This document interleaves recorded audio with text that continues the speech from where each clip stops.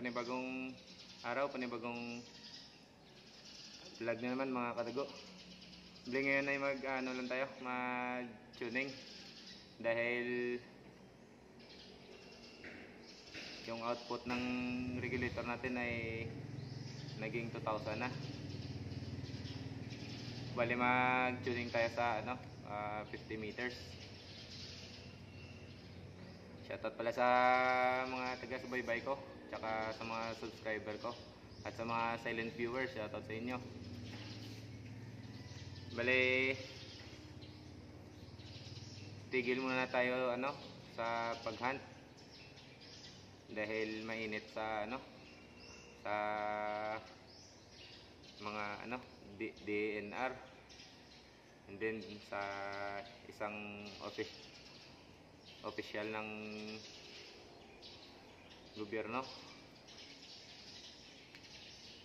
dahil papahulihan yung mga ibang mga vlogger na naghahunt ng mga pato. Ayun, bali may mga upload din tayo ng mga hunt natin mga kadugo, pero mga mga pest control na sa palayan lang ng lolo ko. Ayun, at dahil siguro ganba na din ngayon, hindi na tayo makalabas dito. So may yung mga upcoming videos natin ay mga tutorial na lang at saka tuning. Ayan mga kadugo, at lagay na natin to sa sa pesto mga kadugo. Stay tuned lang mga kadugo, at tuning tayo sa 50 meters. May hangin konti pero okay lang. Sa yung pellet na gagamitin natin mga kadugo ay dalawang klaseng pellet. Bali, yung GMS Pro na 19 grains, and then PLW na 18.3 grains. Yun. Then, sige mga kadugo, stay tuned lang.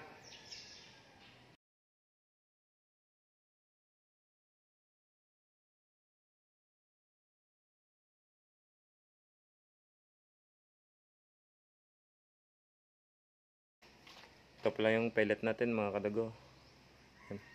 Ito ay PLW, tapos ito yung kumikinang ay GMS Pro.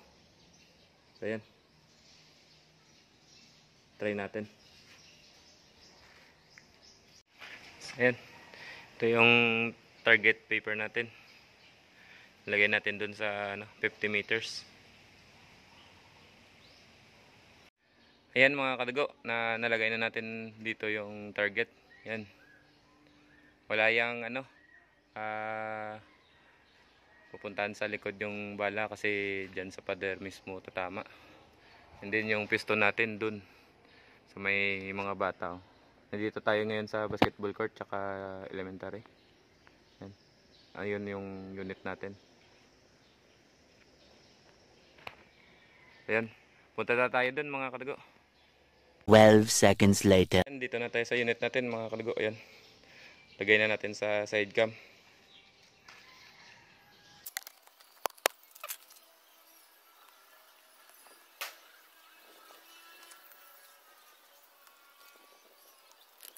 First shot natin mga kadago ay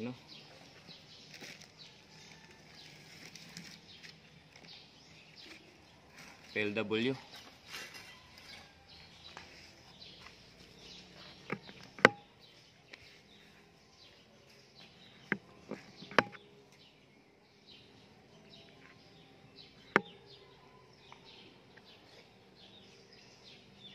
Mag-dial tayo ng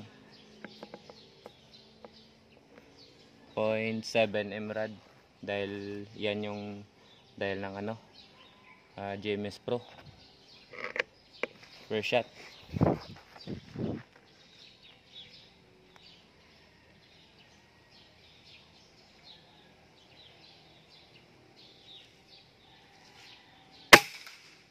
Yan.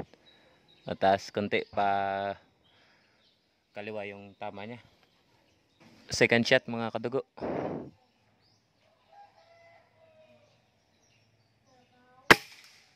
Ayun oh. Dumikit konti. Third shot mga kadugo.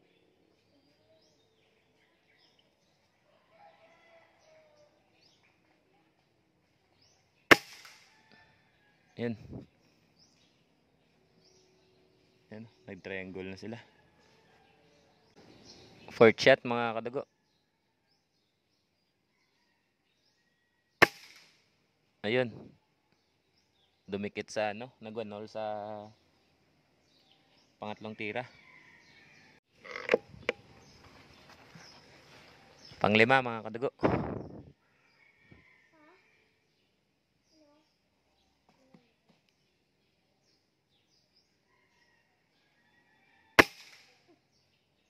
Ayun.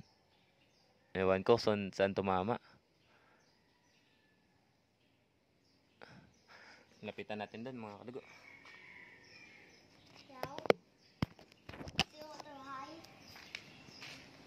So yun, lapitan natin mga kadugo.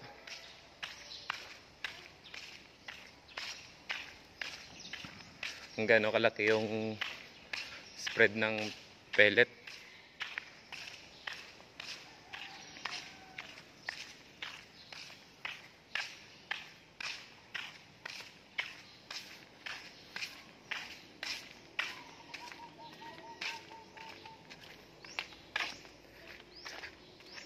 Yung panglima natin mga kadugo, hindi natin nakita kung saan tumama. So yan oh. Yan mga kadugo. PLW. Dito siguro tumama yung ano, yung panglima, yan oh. Para yan. Tatlo. 25 cents lang. Pasok sa 25 cents to mga kadugo.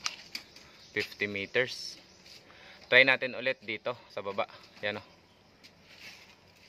Checking natin dahil yung dalawang pellet na to ay siguro need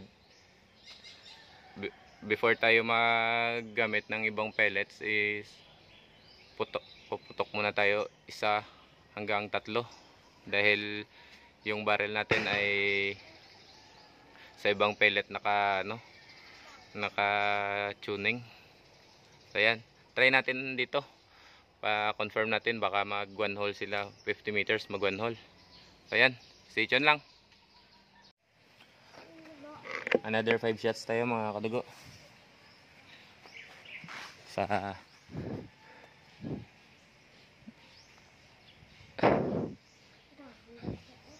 yan, dito sa ilalim. First shot.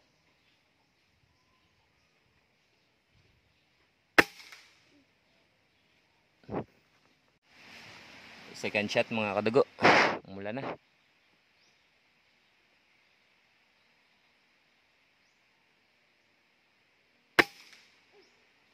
Ayun oh, 1 hole na siya oh. Third shot.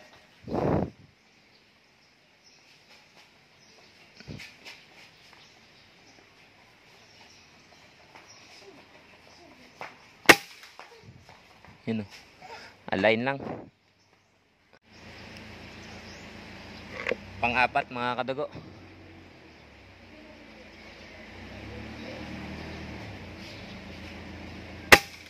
Ayun oh. Medyo nawala yung hangin konti mga kadugo. Kaya diyan nagsentro na.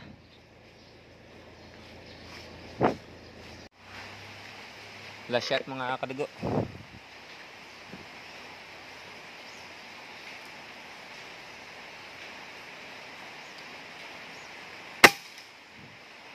Ayun, tumaas.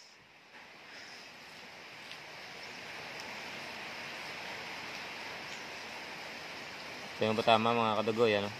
Tumaas yung panglima. So, sa GMS naman tayo mga kadugo. Ayan, dyan naman tayo mga kadugo. Sa GMS. First shot. Ito sa baba.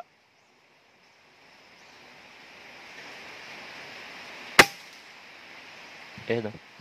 Mataas konti. Ayan mga kadugo. Well, hindi masyado clear yung kuha ng side cam dahil hindi natin nalinisan tsaka hindi natin na-align ng sakto. Ayan, second shot tayo mga kadugo.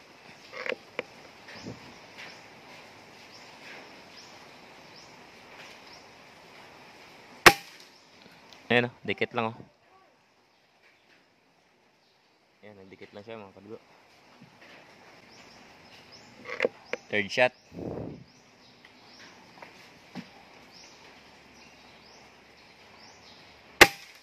Ayan o. Nagdikit-dikit. Ayan mga kadugo o. Nagdikit-dikit silang tatlo. Medyo maliwanag ah.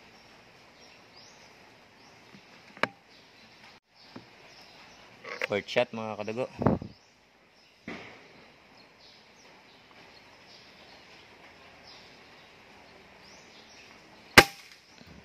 Ayun.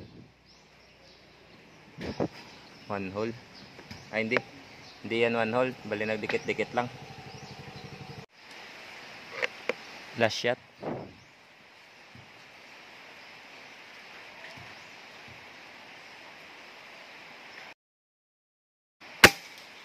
Ay.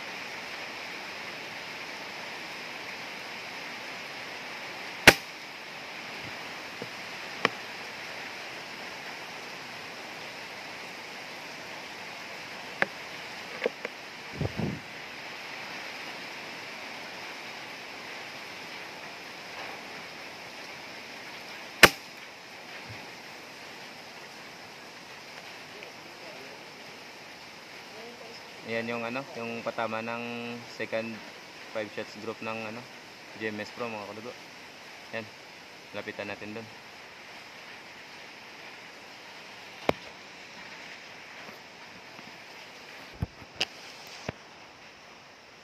Ba? Yan.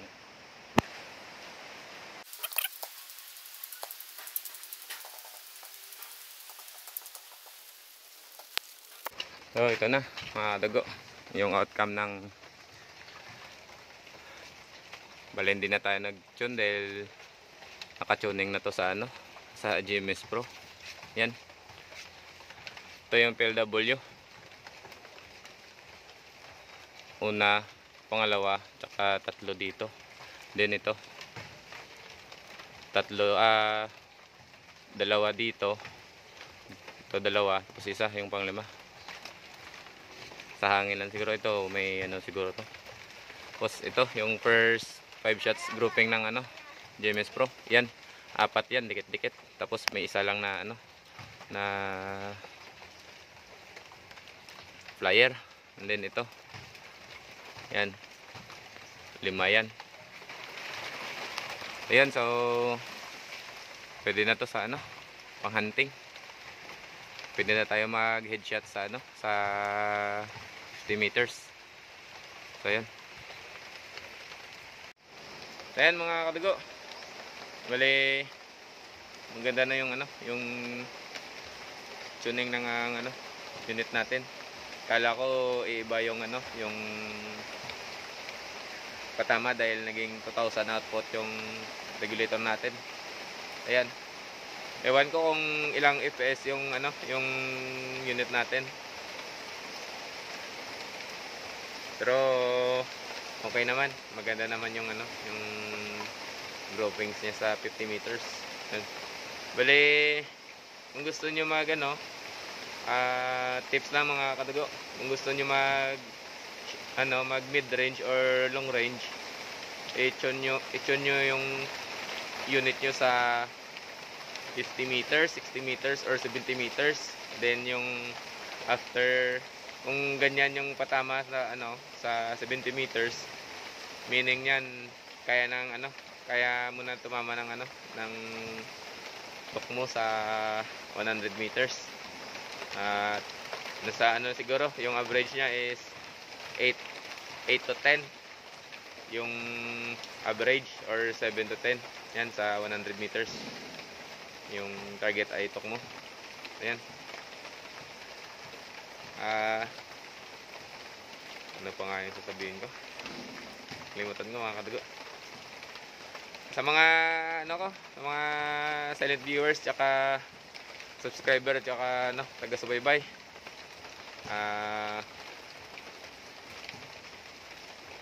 manatili lang kayo sa channel ko mga kadugo, dahil pass muna tayo sa hunting mga kadugo. So maganting sa sunod na tayo maganting pag humupa na yung init ng mga may hate sa paganting ng ibon. Ayan. Hanggang dito na lang mga kadugo, at pa-like na lang ng videos, tsaka sa mga bagong panood pa lang ng video ko ay pa-like, tsaka pa-subscribe ng channel ko, tsaka pa-hit din ng notification bell ko mga kadugo. Then pa-comment na din mga kadugo kung taga saan kayo, para malaman ko kung saan umabot yung videos ko. Ayan. Thank you mga kadugo, at hanggang dito na lang mga kadugo. Ingat kayo palagi. Thank you.